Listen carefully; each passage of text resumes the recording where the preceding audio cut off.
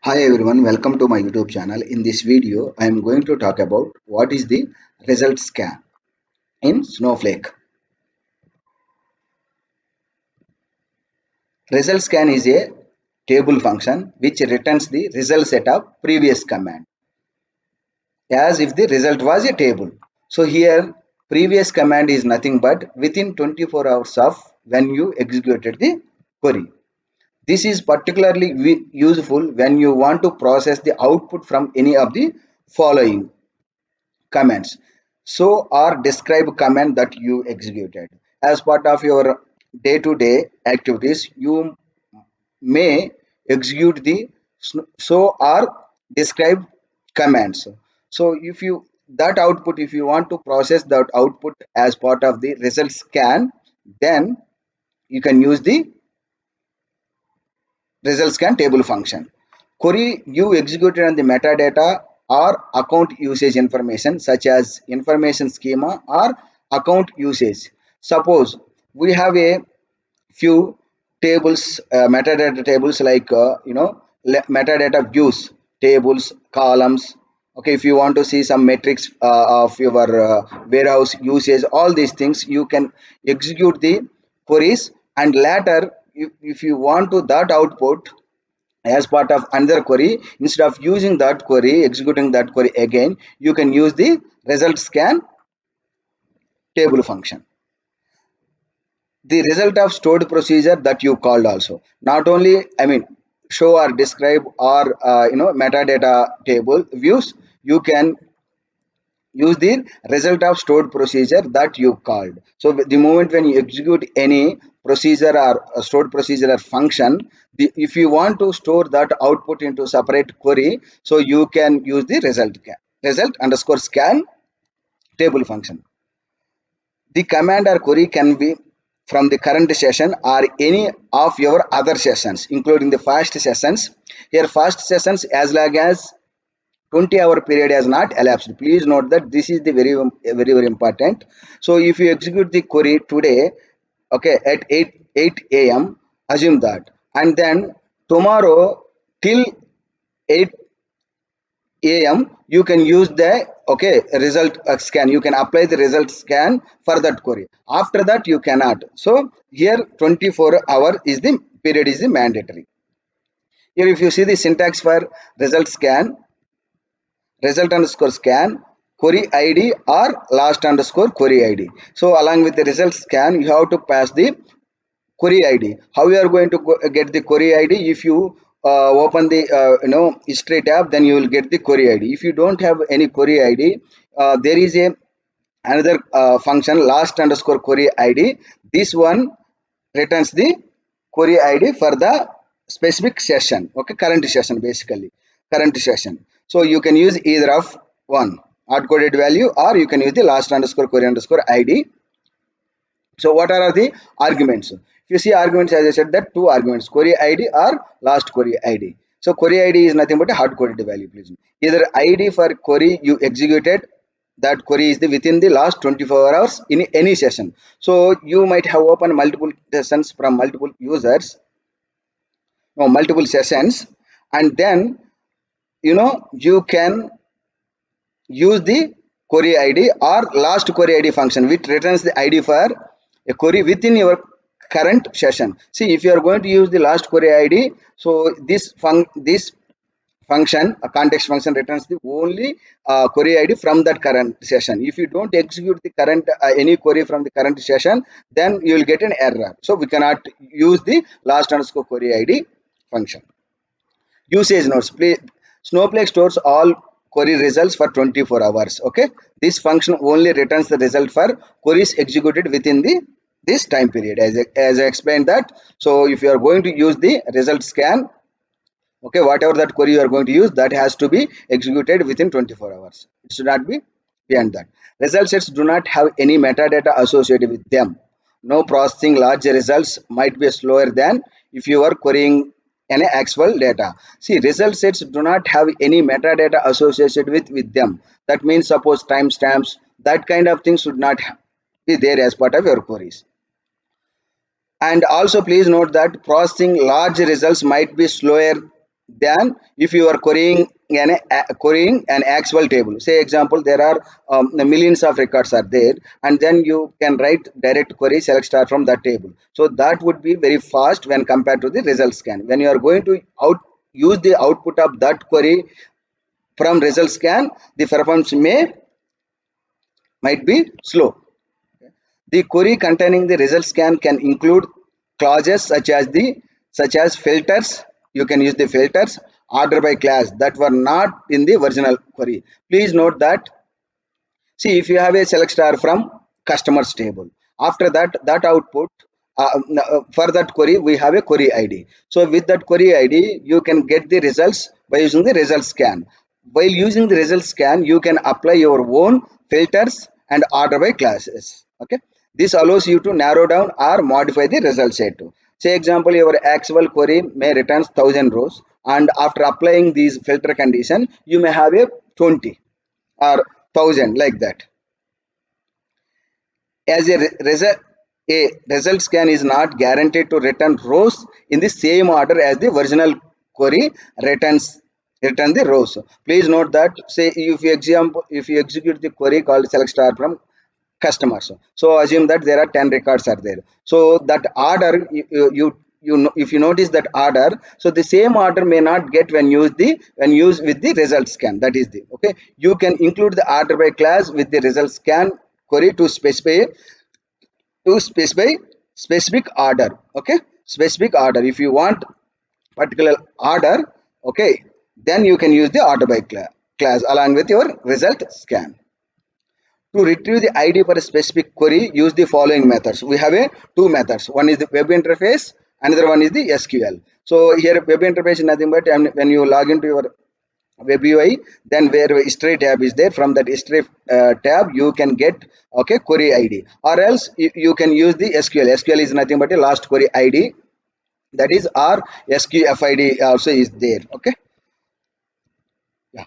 Only user who ran the original query can use the result scan function to process the result of the query. See, please note that only the user, say suppose I logged into my account by using the some user. So you might have opened multiple sessions. From that multiple sessions you can, within 24 hours, if you have executed any query from any sessions, then you can get it that query ID only. But suppose if anybody, okay, for queries you cannot see even other user with account admin roles irrespective of role also. See, account admin is the super user in Snowflake, but even other user with account admin privilege cannot access the result of another's another user's query by calling result scan. So if you are going to use the result scan, so this is specific to okay user only. Okay, it's not related to role. Irrespective of role, the if you have to use the result scan for particular you queries which have been executed by your username. Okay, that is the one thing. If result scan processes query output that contain the duplicate columns, okay, for example, if you join two tables and okay, there would be a suppose employee and department tables, then department number is the common in both tables. In that case, what would be happening when use the result scan? So for example, a query that joins two tables that have overlapping column names, as I explained that same, then result scan refers the duplicate columns with modified names. Okay, with modified names appending underscore one, underscore two, etc. For department number, we have two columns, from one is from employee, one is from the department. Then one column DEPT number, the another column DEPT number score one. If you join three tables, then probably we have a same column with three times. Then DEPT number underscore one, DEPT number underscore two, like that the column names will be, the will be like that, appear like that. Let's see same in action.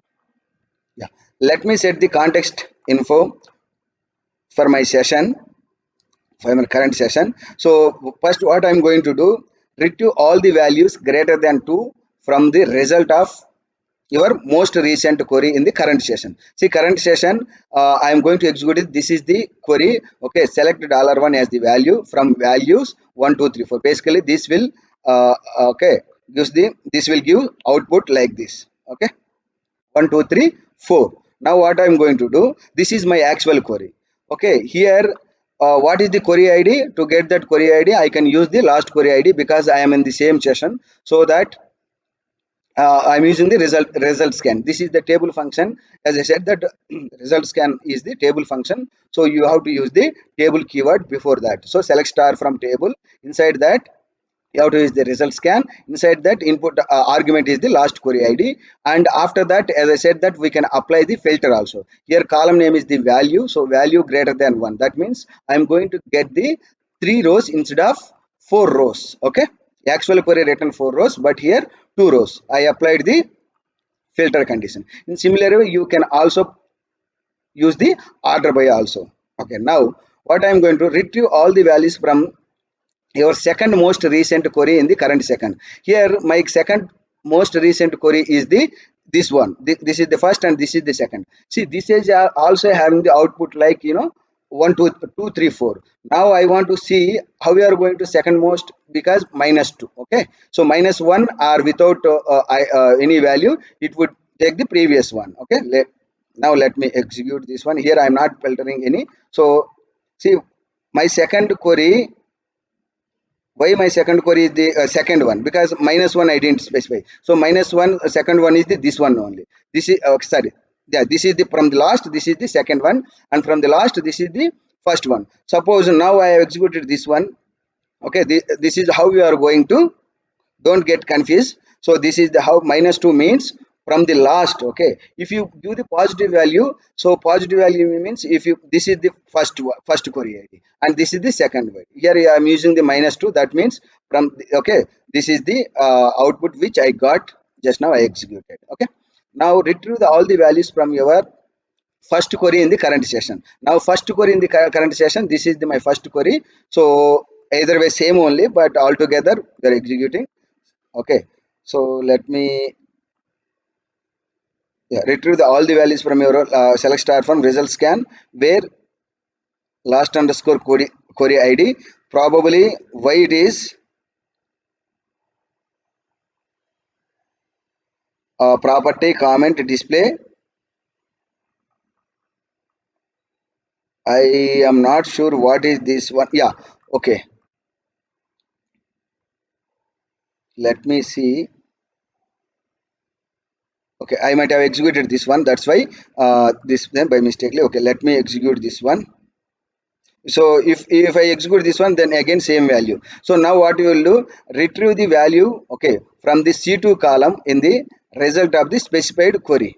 So here c2 is, I mean, you know, if you have any value c2, with that you can, in this example, less, I mean, no need to use this one hard coded value. Okay, what I'm going to do now, let me use the examples using the describe and show command. Okay, so this is the describe username. Okay, let me describe the user over here.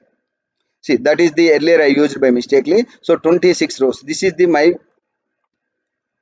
describe command. Now I want to see here, the value might not be a readable format or something. If you want to use this as part of in somewhere else, okay, now how in the same session what you can do, this is my last query id. So how we are going to retrieve the values, because if you see property value default description, these are the column names. If you are going to use that columns, you have to put into, you know, inside the single quote, otherwise you will get error. I will show you that one also here after. See, this is the property and apply the filter here. Okay, and also you know, property is equal to default role, whatever that default role is the assigned to my user, that role only related to that I am getting that error, that rows. Here if you see, only instead of all columns I have specifying the only 2 columns.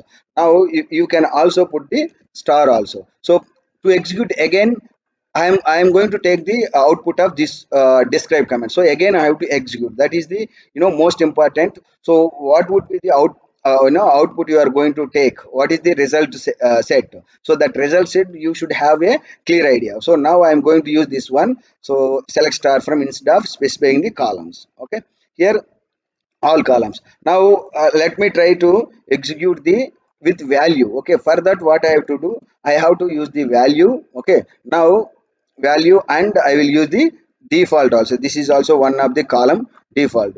So to use this one already, let me again I have to execute this one. So I'm going to use the last query ID, this one, the output of. Okay, now let me execute this one. Here we'll get error because this SQL compilation error line 1 at position 7, invalid identifier value. So that means you cannot use the direct values, you have to use the, okay, double quotes, those columns. Okay, this is the one. Now let me use, okay, user describe user Venkat. Now, okay, we have output, expected output. That is all about. Now what I'm going to do, show tables. Let me execute the show tables that are more than 21 days old than are empty. Okay, so now I'm going to, by using the show tables, okay, what I'm going to write the query by using the scan result scan. See, 21 days old and that are empty. I'm trying to see here, uh, uh, date at day minus 21. Okay, so let me execute this one. Yeah, so I don't have any rows. Okay, output. So now what I'm going to do, show byte counts with the suffixes such as the kb, mb, gb, like that. So for that, what I'm going to do here, it is a function. Okay, nice bytes function. So don't worry, I mean, I will provide these all you know syntax if possible in description. Okay, and yeah, function nice bytes successfully created. And these are all available, these all queries are available in the Snowflake document. I will provide the link also. If not possible to provide these queries individually, okay, I will provide that link. Now this this function has been created. Now what I'm going to do, this is my last query id, so I don't want that one. I want to use the output from the show tables. I will explain, I will execute again. So now I want to run this. Okay, this one, see, size is the like this. Okay, like that we get the output size, because here I use the, you know, nice bytes function which has created as part of this one. This is the user defined functions, Snowflake function. So your rows alias name as the size, that is the one. And also you can use the stored procedure also. Here example, create a replace stored procedure, return json.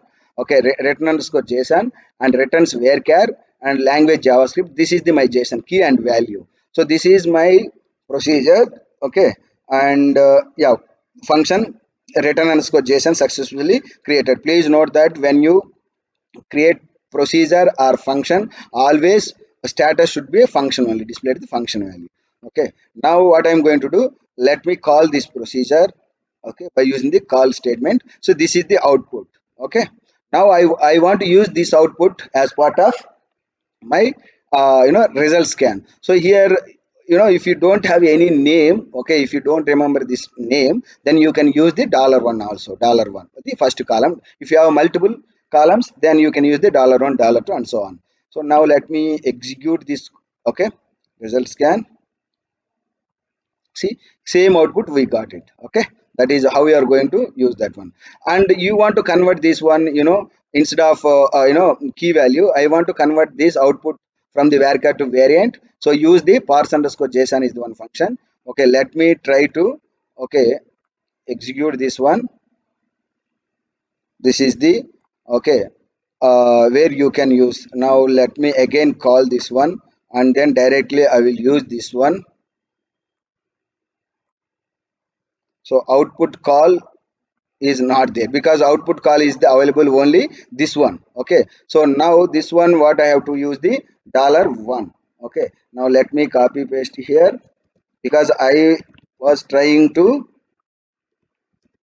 use the directly this one, output of the call return, and then you can use this one. Yeah, this is the what. Okay, now if you want to extract the value that corresponds to key key b, so now you can use this one, json.call this one, because I'm going to use the output from this query only. Just now we have executed. Okay, so don't get confused. Okay, you just get a complete what is the last query idea. I already uploaded one video. You please watch the video about the last, what is the last query id.